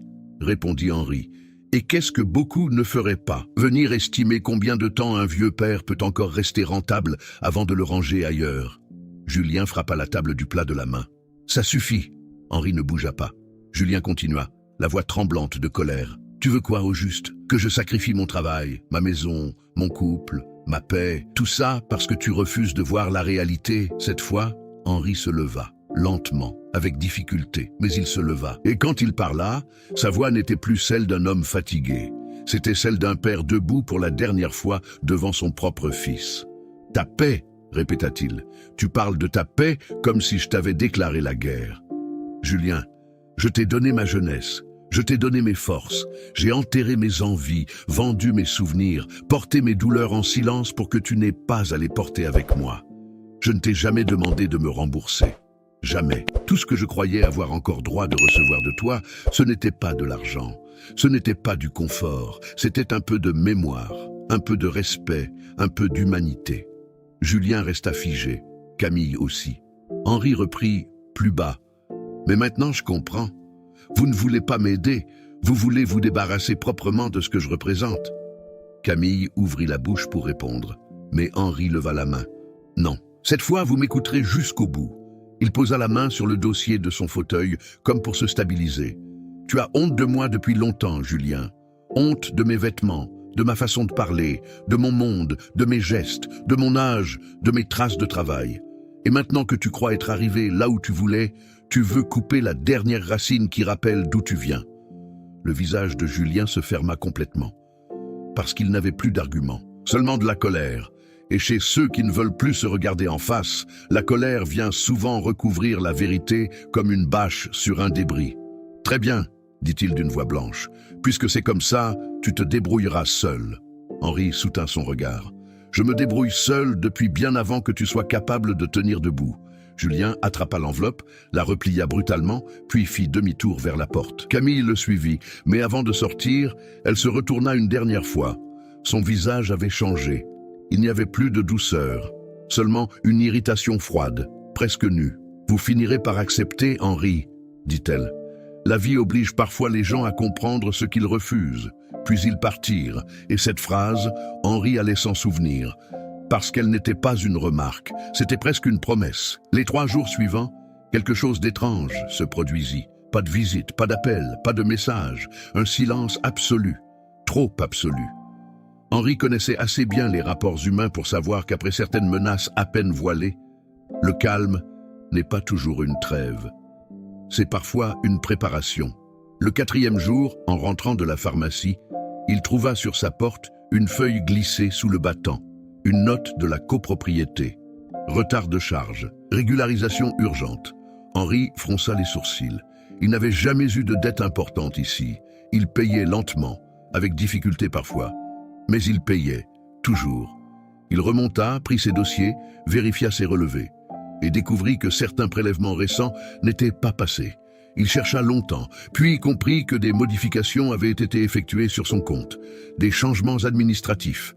Des autorisations, des transferts, rien d'énorme, rien d'assez spectaculaire pour déclencher une alerte immédiate, mais suffisamment pour fragiliser sa situation, suffisamment pour créer du retard, suffisamment pour donner l'image d'un homme qui n'arrive plus à gérer. Henri resta longtemps immobile, avec les papiers entre les mains. Il ne voulait pas croire à ce qu'il commençait à soupçonner. Julien avait accès à certains éléments administratifs, par confiance passée, par habitude. Pour aider autrefois quand Henri maîtrisait moins certaines procédures numériques. Henri sentit un froid profond le traverser. Si c'était vrai, alors ce n'était plus seulement de la lâcheté morale. C'était une stratégie. Il ne l'appela pas tout de suite. Non, il préféra observer encore, confirmer, comprendre jusqu'où ils étaient prêts à aller. Le lendemain, la banque confirma qu'une mise à jour avait bien été effectuée récemment via les accès secondaires validés depuis plusieurs mois. Henri reposa le téléphone très lentement. Alors, c'était donc cela. On commençait à construire un dossier. Le vieil homme perd un peu le contrôle. Le vieil homme oublie. Le vieil homme gère mal. Le vieil homme s'isole. Le vieil homme devient vulnérable. Et quand tout serait assez bien préparé, on présenterait la solution. La résidence, la vente, le transfert, l'effacement. Henri s'assit à la table de la cuisine. Le petit carnet noir était là, devant lui. À côté, la clé plate. Et l'enveloppe ancienne. Il les regarda longtemps. Puis, il ouvrit enfin l'enveloppe. À l'intérieur se trouvaient plusieurs copies de documents, dont une lettre manuscrite de Claire, écrite quelques semaines avant sa mort. Henri la connaissait presque par cœur. mais il l'a relu quand même. Si un jour notre fils se perd, ne cherche pas seulement à le sauver de l'extérieur. Laisse-le se heurter à la vérité de ce qu'il devient. Certains enfants ne comprennent la valeur de l'amour qu'au moment précis où ils découvrent ce qu'ils ont détruit. Henri posa la lettre, ferma les yeux, puis murmura « J'aurais voulu que tu te trompes ». Mais Claire ne s'était pas trompée. Ce fut le soir même, alors que le jour tombait, que quelque chose d'inattendu se produisit. On frappa à la porte. Henri, croyant à une voisine, alla ouvrir sans méfiance. Sur le palier se tenait une jeune femme d'environ 27 ans, le visage marqué par le voyage, les yeux rouges, comme si elle n'avait pas dormi correctement depuis plusieurs nuits. Elle tenait un petit sac à l'épaule et une enveloppe froissée dans la main. Henri mit quelques secondes à la reconnaître, puis son souffle se coupa. « Élodie » murmura-t-il. Elle hocha la tête. Pas l'Élodie du dîner chez Julien, non. Une autre Élodie, sa petite fille, la fille de son second enfant, celle qu'il n'avait presque plus revue depuis des années à cause d'une ancienne fracture familiale, d'une dispute entre adultes, d'une distance mal réparée, de silences accumulés trop longtemps. Une jeune femme sortie de sa vie comme beaucoup sortent des familles brisées, sans explosion, mais avec une lente disparition. Henri la regardait comme si le passé venait d'ouvrir la porte à sa place. « Je peux entrer ?» demanda-t-elle. Henri s'écarta immédiatement. Bien sûr, elle entra lentement, observant l'appartement, la modestie du lieu, la fatigue posée sur chaque meuble. Ses yeux s'arrêtèrent sur le visage d'Henri, sur sa silhouette plus fragile qu'autrefois, et quelque chose se brisa en elle. « Mon Dieu !» souffla-t-elle. « Grand-père !» Le mot resta suspendu dans l'air. Henri n'avait pas entendu ce mot depuis si longtemps qu'il lui fit presque mal. Élodie se couvrit la bouche avec sa main, comme pour empêcher ses émotions de sortir trop brutalement. « J'ai essayé d'appeler il y a quelques mois, dit-elle. Le numéro ne répondait plus. Puis j'ai retrouvé cette adresse dans de vieux papiers de maman. Je ne savais pas si vous viviez encore ici. » Henri ne savait pas quoi dire, parce que certaines retrouvailles tardives réveillent autant de douleur que de tendresse. « Assieds-toi, dit-il enfin. » Elle s'assit, puis le regarda avec une intensité presque fébrile. « Quelqu'un m'a parlé de vous. » Henri fronça légèrement les sourcils. « Qui ? » ?»« Une femme de l'association du quartier. Elle m'a reconnu à cause d'une vieille photo que maman gardait. Elle m'a dit qu'un monsieur âgé, seul, semblait avoir de gros problèmes avec sa famille. Quand elle a dit votre nom, j'ai compris. » Henri sentit son cœur battre plus fort. Ainsi, sa chute commençait à sortir de l'ombre. Pas publiquement, pas encore. Mais quelqu'un avait vu, quelqu'un avait perçu qu'il se passait quelque chose. Élodie posa l'enveloppe froissée sur la table. « Je suis venue parce que j'ai honte, dit-elle. Honte d'avoir laissé les années passer, honte de ne pas avoir insisté plus tôt, honte de ne pas avoir compris que vous étiez peut-être seul avec tout ça. » Henri baissa les yeux. Il aurait pu lui dire qu'elle n'avait aucune dette envers lui, qu'elle ne lui devait rien, qu'elle n'était qu'une jeune femme prise dans les fractures d'une famille compliquée. Mais au fond, dans la nuit immense où il vivait depuis des semaines, sa présence était comme une lumière minuscule et bouleversante. Élodie reprit « Je ne suis pas venue seulement pour demander pardon. Je suis venue pour vous demander la vérité. » Henri releva lentement la tête. « Quelle vérité ?» Elle inspira profondément. « Qu'est-ce qu'ils vous ont fait ?» Le silence tomba, long, dense, irrévocable. Henri sentit alors, pour la première fois depuis très longtemps, que le temps du simple endurement était terminé. Quelqu'un était revenu, quelqu'un qui n'était pas encore contaminé par l'intérêt, quelqu'un qui avait dans les yeux non pas l'évaluation, mais la douleur sincère de découvrir une injustice. L'instrument de justice ne ressemblait ni à un avocat brillant, ni à un homme puissant, ni à un héritier stratégique. Il ressemblait à une petite fille revenue trop tard, mais pas assez tard pour renoncer. Henri posa sa main sur le carnet noir, puis il regarda Élodie, longuement. Et dans sa voix, quand il parla enfin, il y avait toute la fatigue du monde, mais aussi le début d'autre chose, quelque chose que Julien n'avait plus entendu chez son père depuis des années. Une décision. « Si je te raconte tout, dit-il, il n'y aura plus de retour en arrière. » Élodie ne détourna pas les yeux. « Alors racontez-moi tout. » Henri hocha lentement la tête.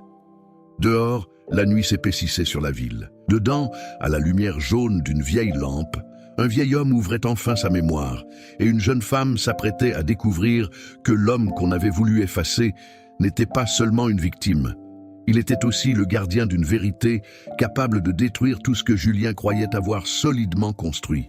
Et lorsque cette vérité éclaterait, ce ne serait pas seulement un père qui se relèverait, ce serait un jugement. Le jour où il a compris qui était vraiment son père. Henri resta silencieux pendant de longues secondes. Élodie, assise en face de lui, n'osa pas le presser. Elle comprenait instinctivement que certains silences ne sont pas des vides. Ce sont des portes, des seuils. Et quand une personne âgée, blessée, trahie, humiliée, s'apprête enfin à raconter ce qu'elle a porté seule pendant des années, il faut parfois laisser le passé trouver lui-même la force de sortir. La vieille lampe posait sur la table une lumière jaune, presque fragile.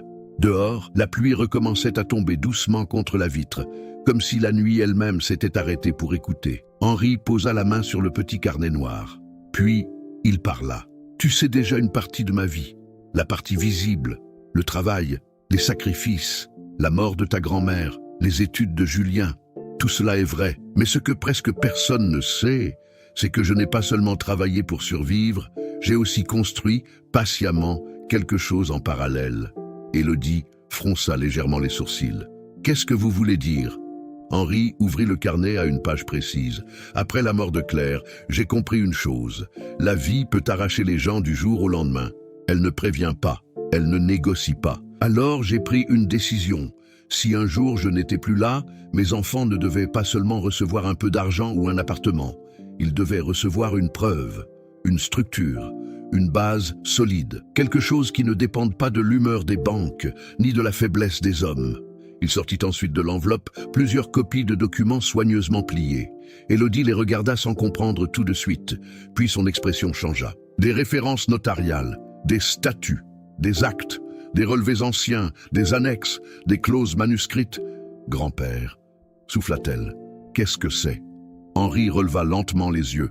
« C'est ce qu'il y a derrière la vente du terrain de famille. Julien a toujours cru que j'avais tout sacrifié pour payer uniquement ses études. Ce n'est qu'une partie de la vérité. J'ai bien vendu le terrain, oui, mais je n'ai pas laissé cet argent dormir. Je l'ai placé, puis déplacé, puis protégé, année après année, sans luxe, sans bruit, sans jamais rien dire. » Élodie resta figée. Henri continua. « J'ai acheté discrètement des parts, puis un petit local par l'intermédiaire d'une structure légale, puis un autre investissement plus tard, quand une opportunité s'est présentée. Rien de spectaculaire au début, juste de la patience, de la prudence, de l'obstination. Chaque fois que j'économisais quelque chose, je le faisais travailler. Chaque fois que je renonçais à une dépense, je renforçais ce que je construisais. » Il marqua une pause. « Ta grand-mère le savait. » Élodie baissa les yeux vers la lettre de Claire posée près du carnet. Henri reprit, plus bas. « Nous avions pris une décision ensemble.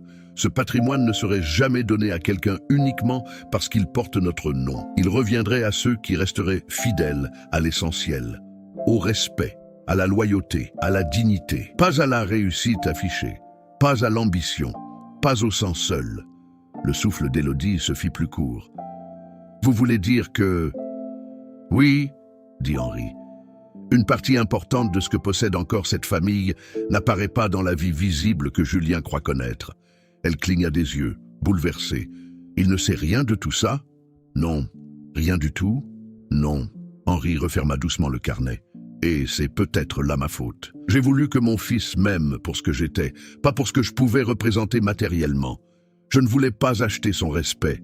Je croyais qu'en lui donnant tout ce qu'un père doit donner, cela suffirait. Je me suis trompé. » Élodie ne dit rien. Parce qu'au fond, elle comprenait que cette erreur-là n'était pas une faute morale. C'était la tragédie silencieuse de tant de parents.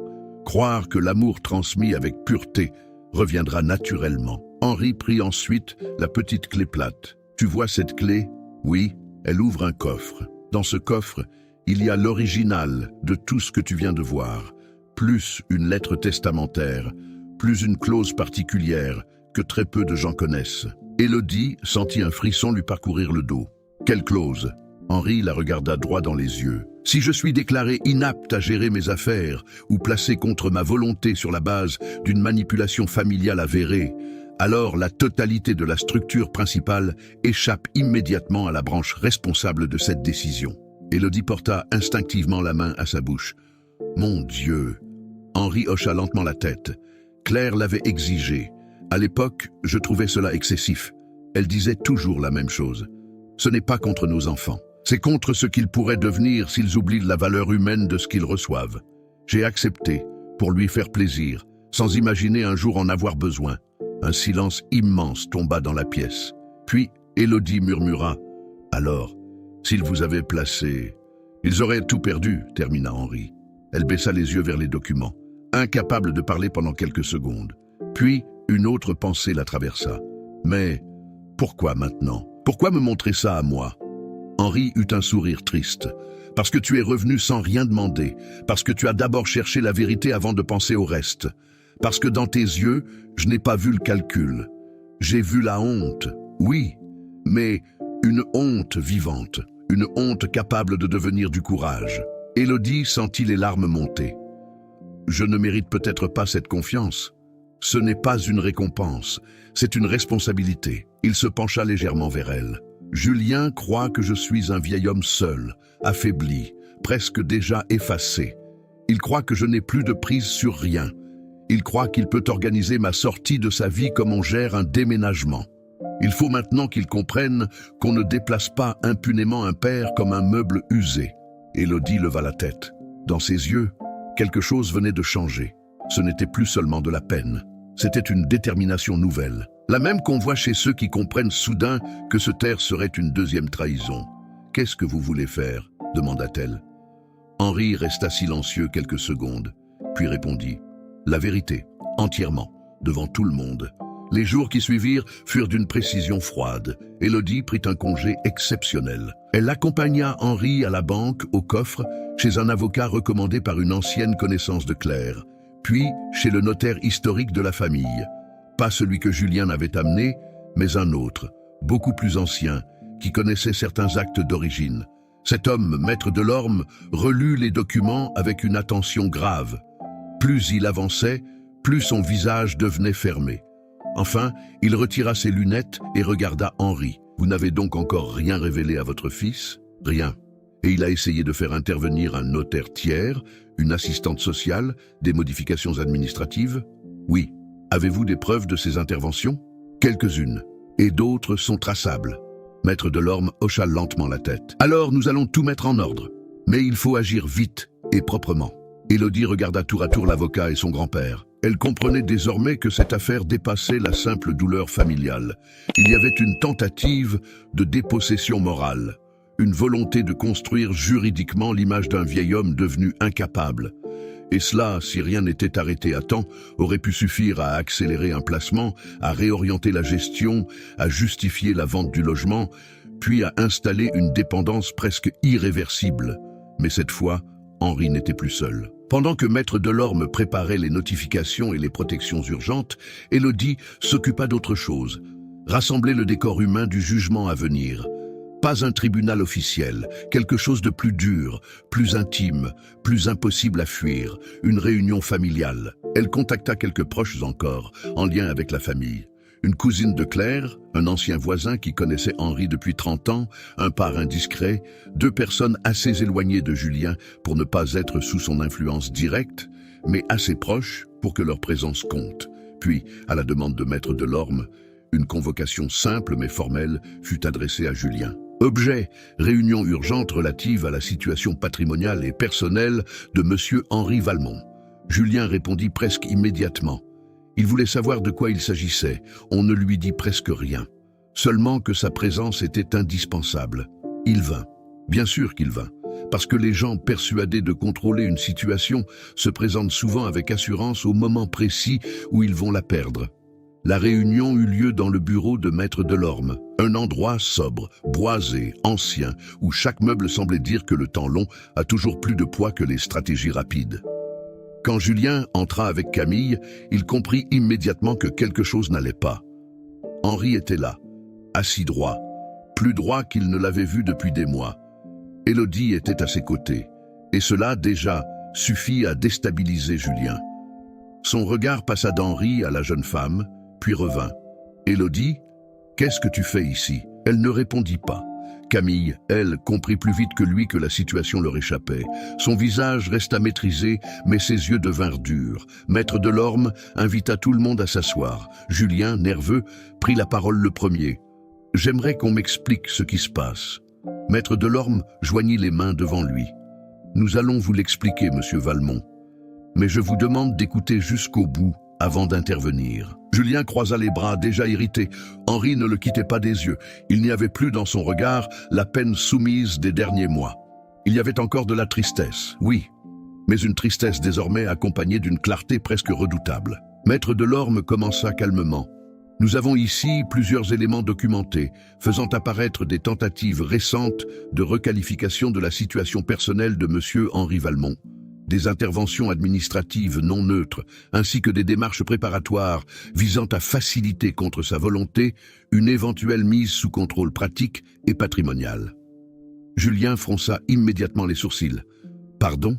C'est absurde. J'ai simplement essayé d'aider mon père. »« Aider ?» demanda alors Henri pour la première fois. Sa voix n'était pas forte, mais elle suffit à figer la pièce. Julien tourna la tête vers lui. Henri poursuivit. « M'aider en modifiant certains accès ? M'aider en amenant un notaire sans mon accord, m'aider en parlant de vendre mon appartement pendant que j'étais encore vivant et lucide, m'aider en construisant autour de moi l'image d'un homme déjà diminué. » Julien rougit violemment. « Tu déformes tout. » Camille prit aussitôt le relais. « Nous avons agi pour sa sécurité. Tout cela est émotionnellement exagéré. » Maître Delorme ouvrit alors un dossier. « Très bien. Parlons donc de faits. » Il énuméra méthodiquement les changements administratifs, les visites instrumentalisées, la tentative d'introduire une logique de placement, la perspective de vente évoquée comme une évidence, les preuves d'accès secondaire ayant fragilisé la gestion courante. Au fil des minutes, Julien passa de l'agacement à l'inquiétude, puis de l'inquiétude à une forme de panique contenue, parce qu'il comprenait enfin qu'en face, cette fois, il n'y avait ni solitude, ni confusion, ni fragilité exploitable. Il y avait un récit cohérent, des preuves, des témoins, et surtout un père qui avait décidé de ne plus se taire. Camille essaya encore une fois. Même si certaines choses ont été maladroites, cela ne change rien au fond. Monsieur Valmont n'est plus dans une situation adaptée à une autonomie complète. Henri tourna alors la tête vers elle. « Vous voyez, Camille, c'est toujours la même chose avec vous.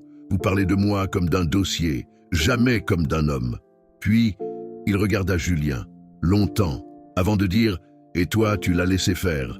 Pire encore, tu as appris à parler comme elle. » Julien ouvrit la bouche, mais aucun mot ne sortit. Alors, Maître Delorme posa devant lui les documents essentiels. Le carnet noir n'était pas là, mais tout ce qu'il contenait s'incarnait désormais dans des copies certifiées, des statuts, des actes et une synthèse juridique. « Il y a un second aspect que vous ignorez totalement, monsieur Valmont, » dit le notaire. Julien se pencha, puis il pâlit. Il lut une ligne, puis une autre, puis leva brutalement les yeux. « Qu'est-ce que c'est que ça ?» Maître Delorme répondit avec calme. « L'état réel d'une partie substantielle du patrimoine, constitué par votre père au cours des décennies passées. » Julien cligna des yeux comme s'il n'avait pas bien compris. « Non, ce n'est pas possible. » « Si. » Henri ne disait rien. Il regardait simplement son fils découvrir, ligne après ligne, que l'homme qu'il croyait vieux, faible, dépassé et presque sans valeur, avait bâti dans l'ombre, à force d'effacement et de discipline, quelque chose de bien plus solide que toute l'arrogance moderne à laquelle Julien s'était attaché. Camille se pencha à son tour. Son visage changea. Pour la première fois depuis qu'Henri la connaissait, son masque craqua réellement. Ce n'était pas seulement de la surprise. C'était le vertige de comprendre qu'elle avait méprisé un homme dont elle ne savait rien. Et pire encore, qu'en voulant l'écarter, elle venait peut-être de faire perdre à Julien ce qu'elle imaginait déjà acquis. « Il y a une clause », ajouta Maître Delorme. Julien releva la tête, le souffle court. Le notaire poursuivit. « Une clause protectrice parfaitement valable. En cas de tentative de mise sous dépendance obtenue ou préparée par manipulation familiale avérée, la branche concernée perd tout droit sur la structure principale. » Le silence qui suivit fut brutal. Julien regarda son père comme s'il le voyait pour la première fois de sa vie. « Tu savais » murmura-t-il. « Oui » répondit Henri. « Et tu n'as jamais rien dit ?»« Non. Pourquoi ?» Henri inspira profondément, puis répondit avec une lenteur terrible. « Parce que je voulais savoir si j'avais élevé un fils ou seulement fabriqué un héritier ingrat. La phrase traversa la pièce comme une lame. Julien baissa les yeux. Élodie sentit les larmes lui monter. Même Camille, figée, sembla incapable de bouger. Henri continua. « Si tu m'avais aimé avec respect, je t'aurais tout donné, sans même attendre ma mort. Si tu m'avais simplement traité comme un homme, comme ton père, comme celui qui t'a porté quand la vie n'était encore qu'une promesse, tu aurais reçu bien plus que de l'argent. Tu aurais reçu ma confiance entière. Mais tu as préféré compter ce que je coûtais au lieu de te souvenir de ce que j'avais donné. » Julien tremblait maintenant, visiblement. « Papa, non, laisse-moi finir. » Henri se redressa encore un peu. « Le soir où tu m'as dit que j'étais quelqu'un qui n'avait plus rien à apporter, tu as montré ce qu'il restait en toi quand on retirait les apparences. Et ce qu'il restait n'était pas la grandeur. Ce n'était pas la gratitude. Ce n'était même pas la honte. C'était le vide. » Julien porta une main à son visage. La salle entière semblait retenir son souffle. Puis, dans une voix brisée qu'il ne maîtrisait plus, il demanda « Qu'est-ce qu'il va se passer maintenant ?» Maître Delorme répondit avant Henri « Juridiquement, toute tentative future de placement contre la volonté de M. Valmont sera immédiatement contestée avec force, et les éléments réunis aujourd'hui suffisent déjà à sécuriser sa pleine autonomie décisionnelle. Quant au patrimoine principal, la clause va être activée au vu des éléments établis. » Julien leva brutalement les yeux. « Activée ? Oui, non. Non, attendez. Papa, dis quelque chose. » Henri le regarda. Il ne voyait plus devant lui l'enfant d'autrefois, ni même seulement l'homme qui l'avait trahi. Il voyait la somme de choix, de silence, de lâcheté, de renoncement à l'essentiel. Et dans cette vision, il n'y avait pas de haine, seulement une immense fatigue morale. « Tu voulais me mettre à l'écart de ta vie, dit-il. La vie a simplement décidé de te mettre à l'écart de ce que tu croyais déjà posséder. » Julien se leva presque brusquement. « Papa, s'il te plaît, j'ai fait des erreurs, d'accord, mais je ne savais rien de tout ça. » Henri eut un sourire infiniment triste. « Voilà justement le cœur du problème. Tu ne voulais rien savoir, ni de mes sacrifices, ni de ma solitude, ni de ce que je portais encore. Tu voulais seulement que je sois discret, pratique, gérable, jusqu'à disparaître. » Julien sembla vaciller sur place. Camille tenta encore quelque chose, mais sa voix n'avait plus aucune assurance. « On peut trouver un arrangement. » Élodie parla alors pour la première fois depuis le début. Sa voix était calme, plus calme encore que celle de Camille. « Un arrangement? C'est ce que vous appelez ça? Un homme humilié, isolé, préparé à être déplacé contre sa volonté pendant qu'on organisait déjà l'après? Non! Il n'y a pas d'arrangement à négocier avec ce que vous avez essayé de faire. » Camille se tut, parce qu'elle comprit que la pièce lui avait entièrement échappé. Julien se rassit lentement, comme un homme à qui on vient d'arracher non seulement une illusion matérielle, mais aussi l'histoire confortable qu'il se racontait sur lui-même. Il n'était pas un fils raisonnable, ayant simplement géré une situation difficile. Il était devenu l'homme qui avait voulu effacer son père, sans même savoir qui il était vraiment. Et cette ignorance, soudain, valait plus lourd que n'importe quelle sanction. La décision finale fut simple. La branche patrimoniale principale fut réorientée selon les mécanismes prévus. Une partie importante fut sanctuarisée dans une fondation familiale à vocation sociale, dédiée à l'aide aux personnes âgées, isolées et aux étudiants issus de milieux modestes. Exactement le pont entre la vie d'Henri et ses sacrifices. Une autre partie fut attribuée à Élodie, sous condition de gestion éthique et de transparence, avec mission claire de veiller à la dignité d'Henri jusqu'à la fin de sa vie. Julien, lui, ne fut pas totalement détruit matériellement. Henri ne voulait pas devenir cruel. Il laissa subsister ce qui relevait déjà de la vie construite par son fils lui-même. Mais il lui retira l'accès à ce qu'il aurait reçu par confiance, par amour et par transmission. Parce que certaines pertes ne sont pas des vengeances. Ce sont des conséquences. Et parfois, la justice la plus dure n'est pas celle qui écrase, c'est celle qui révèle. Quelques semaines plus tard, Henri quitta finalement son appartement. Mais pas pour être rangé quelque part, pas pour être oublié, pas pour être déplacé au nom du confort des autres. Non. Il s'installa dans une petite maison calme, lumineuse, à taille humaine, choisie avec Élodie. Une maison simple, avec un jardin modeste, une terrasse où le soleil venait s'asseoir l'après-midi et une pièce entière dédiée aux livres, aux vieux papiers, aux photographies de Claire. Pour la première fois depuis longtemps, un lieu lui ressemblait encore. Élodie venait presque tous les jours au début. Puis, un rythme s'installa. Elle travaillait, gérait, apprenait. Elle n'était pas parfaite. Elle faisait parfois des erreurs. Elle posait trop de questions. Elle pleurait encore facilement quand certaines histoires remontaient. Mais elle avait une chose que Julien avait perdue en chemin, la capacité de regarder un être humain avant de regarder ce qu'il représente. Henri, peu à peu, retrouva un peu de paix. Pas l'oubli. Certainement pas. On n'oublie pas qu'un fils vous a fermé la porte au visage. On n'oublie pas les mots qui réduisent une vie entière à quelqu'un qui n'a plus rien à apporter. On n'oublie pas la pluie, la valise, la honte, la solitude. Mais on peut cesser de laisser ses souvenirs décider seuls de la fin. Quant à Julien, le vrai châtiment commença après. Pas au moment des documents, pas au moment de la clause, pas au moment de la perte patrimoniale. Non. Le vrai châtiment commença dans le silence qui suivit. Ce silence où il n'était plus possible de se raconter qu'il avait voulu bien faire. Ce silence où il devait vivre avec une vérité nue. Il avait eu un père immense et il l'avait traité comme un fardeau. Les semaines passèrent, puis les mois. Julien écrivit plusieurs lettres. Henri les lut toutes. Il ne répondit pas tout de suite. Certaines étaient pleines de regrets confus, d'autres de justifications maladroites. Puis vinrent enfin celles où, pour la première fois, Julien cessa de parler de lui-même et commença à écrire réellement à son père. 1 an plus tard, Henri accepta de le revoir. Pas pour tout effacer, pas pour faire semblant, pas pour rendre le passé moins grave qu'il ne l'avait été, mais parce qu'au fond de lui, malgré la blessure, il refusait que la vie entière se termine dans la pure stérilité. La rencontre fut brève. Julien entra dans le petit jardin avec les épaules basses. Il paraissait plus vieux. Pas physiquement seulement, plus lourd de l'intérieur. Henri resta assis, sous la véranda. Julien s'arrêta à quelques pas, et pendant plusieurs secondes, il ne trouva rien à dire. Puis, finalement, « Je ne suis pas venu pour demander quoi que ce soit. » Henri hocha légèrement la tête. Julien continua, la voix tremblante.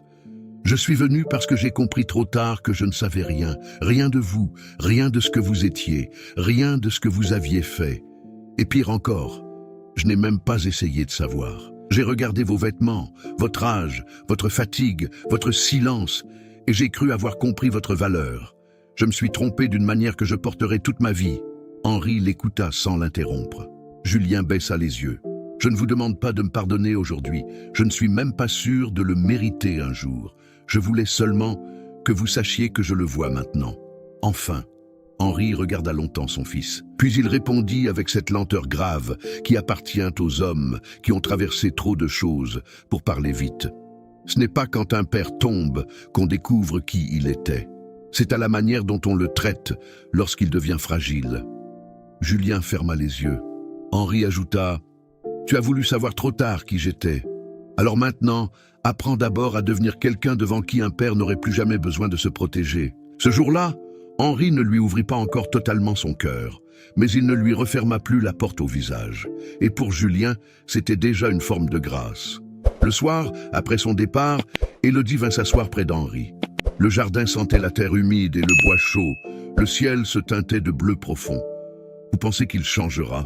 demanda-t-elle doucement. Henri regarda longtemps le dehors avant de répondre. « Je ne sais pas. Les gens ne changent pas parce qu'ils ont peur de perdre.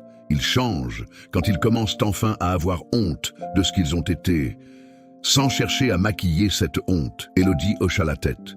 Henri eut un léger sourire. « Mais au fond, ce n'est plus la question la plus importante. »« Quelle est la plus importante ?»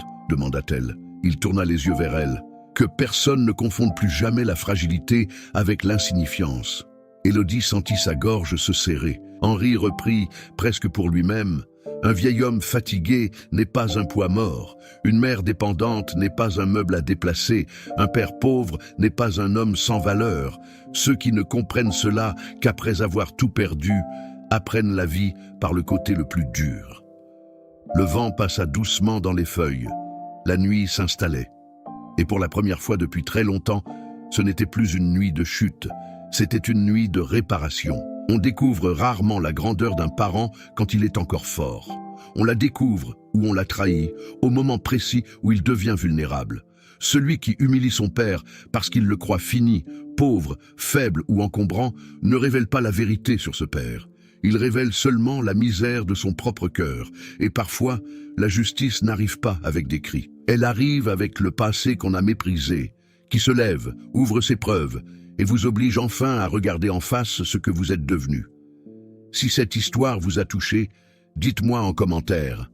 Peut-on vraiment pardonner à un enfant qui a humilié son propre père? Et si vous aimez les récits de trahison, de karma et de justice qui frappent au moment où personne ne s'y attend, abonnez-vous à la chaîne, laissez un like et partagez cette vidéo à quelqu'un qui n'oublie jamais d'où il vient.